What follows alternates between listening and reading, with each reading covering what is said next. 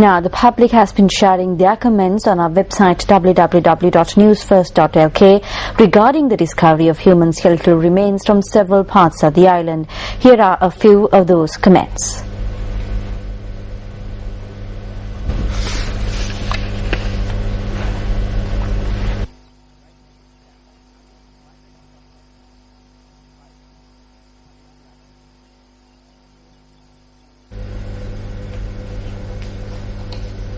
The bus strike launched by the Lanka Private Bus Owners Association at midnight yesterday concluded at 9:30 in the morning today.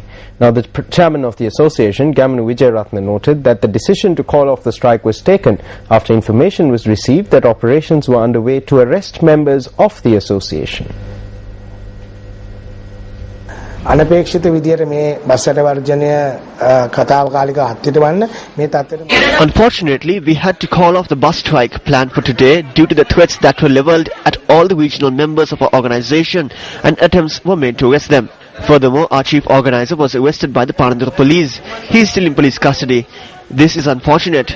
There was state influence to arrest all our organizers. In this backdrop, there is a question regarding our demands. ඉතින් මේ තත්ත්වය තුළ අපිට මම හිතන්නේ ඉදිරියේදී ඉල්ලීම් පිළිබඳ විශාල ගැටලුවක් මතුවෙනවා. Chief organizer of the Lanka Private Bus Owners Association, Nishant Dilip Ratnavira, was arrested by the Panandura police today. The police say he was arrested along with 3 others after the jeep in which he was travelling in collided with a lorry in the Walana area. The police media unit notes that he had threatened buses that were in operation this morning. The 3 individuals who were arrested were remanded until the 15th of this month after being produced before the Panandura Magistrates Court.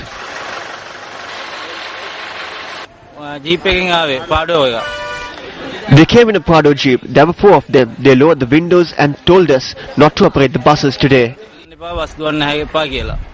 News First cameras captured footage of bus operations in several areas of the island this morning.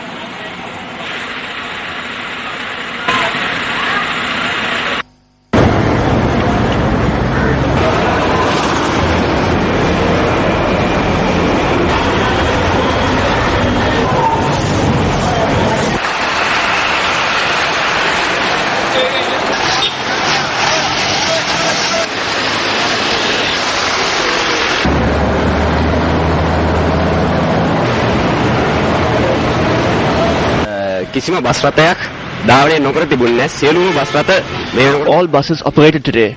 I looked into other areas in the province as well, especially Putlam, Chilau, Galgamu and Kuliapitia. All buses in the northwestern province operated today. There is no issue. Operations were better than other days.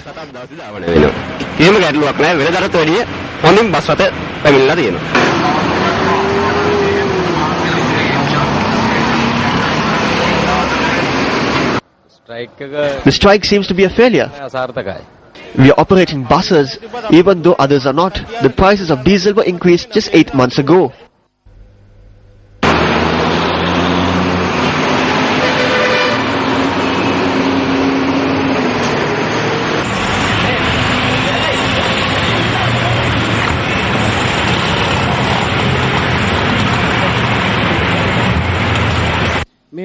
Do not engage in sinful acts by putting people in trouble. A woman was on the footboard. Who will be responsible if something happens? We are on the road. When we get to work, they will ask us why we got late. They are setting up bus unions and engaging in a tug-of-war. We see a group of jokers on TV.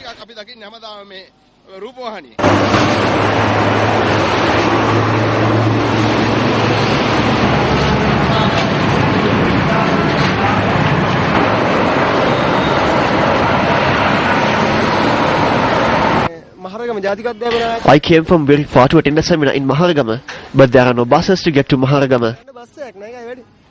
I came here by train from Kurunegala, but there are no buses to get to work. Meanwhile, Minister of Private Transport Services C.B. Ratnayaka convened a media briefing today. ඒ වර්ජනයට මම ඇමතිවරයා හැටියට මගේ වගකීමක් තියෙනවා. As the minister, I am responsible to provide proper transport to commuters. These situations can result in victory or defeat. Today, I feel like I am victorious. අද මම ටිකක් ජයග්‍රහණ ලීලාවෙන් තමයි මම කතා කරන්නේ. මොකද යකා කළු නෑ කියලා මම කිව්වා. යකා කළු නෑ කියනකොට යකාට මුණ දෙන්නත් මම සූදානම් කියලා කිව්වා. ඒ සඳහා මට ශක්තියක් වුණේ වෙන කවුරු. A number of unions and associations were with me. ගණනාවක් මාත් එක්ක එකතු වුණා. Meanwhile, employees at 3 bus depots of the Sri Lanka Transport Board in Kandy resorted to a strike action today. The strike was launched last evening, citing an incident where wages were not being paid. Employees at the Teltini, Vattagama and Kandy South bus depots took part in the strike action. They charged that they have not received their wages since April. Due to this strike action, buses that commenced operations from the respective bus depots did not operate today. We attempted to contact the Kandy regional manager of the Sri Lanka Transport Board, Mahinda Basnayaka, to inquire into this matter. However, our attempts proved futile. Tonight on Words of Wisdom, we bring you the thoughts of the first Prime Minister of independent India, Jawaharlal Nehru.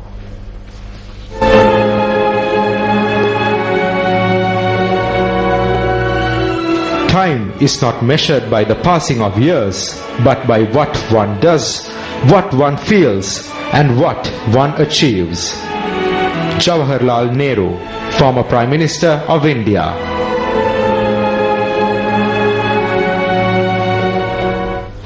The International Monetary Fund has assured its continued support to Sri Lanka's economic and social development.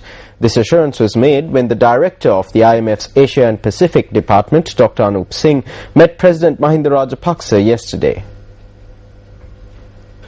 Director of the IMF's Asia and Pacific Department, Dr. Anup Singh, called on President Mahinda Rajapaksa at Temple Trees. A communique issued by the President's media unit said that Dr. Anup Singh had commended President Rajapaksa on the work done towards social development in Sri Lanka. Dr. Anup Singh said that as Asia is the center of global economic growth in the 21st century, President Rajapaksa's decision to further enhance ties with the East Asian countries, including China, is a correct one.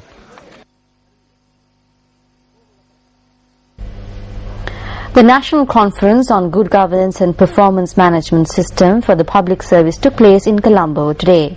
Delivering the keynote address at the event, Secretary to the President Lalit Weratunga said that the performance appraisal system could get rooted in the public service if employees see it as a development tool. The conference was jointly organized by the Public Service Commission, the National Salaries and Cadre Commission, the Ministry of Public Administration and Home Affairs, the Ministry of Public Management Reforms and several other state institutions. The Secretary to the President, Lalit Weratunga, expressed the following views on the performance appraisal system.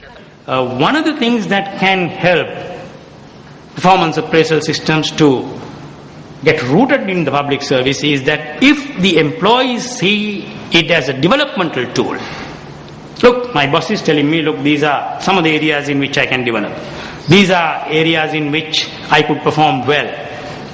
I think that will probably help the whole system and also the various appraisees. That performance appraisal system in the Sri Lankan public service, although we have been doing at different levels, different formats, we are yet to get into something very objective. So it's up to you to come up with something, and I'm glad that the lead is taken by the PSC. Democratic Party leader Sarath Fonseca says that the country can be steered towards victory if people continue to give their blessings. He made this statement during a meeting held in Balangoda today. The meeting was held at the residence of Neil Ranjan Samantaliyanage, the organizer of Seethagala electorate in Balangoda. The parties that ruled the country since independence did not build the country. They did not develop the country, nor did they grant privileges to the people. We can see this clearly. That is why an alternate political force was necessary. We are traveling from village to village in order to build this force. There are new faces that have joined us. We do not have politicians who destroy the country. Our political journey is aimed at developing the country with a clear conscience and a new policy. We will receive the blessings of the public. If we continue to receive these blessings, we can steer this country towards victory. In news from India, South Indian-based Sun News reported that there is a direct involvement of Pakistan in the recent attack at Bodh Gaya. The report highlights that the message from the Indian Mujahideen warning of another attack was added to the Twitter feed by the same IP address used by the Lashkar-e-Taiba extremist organization.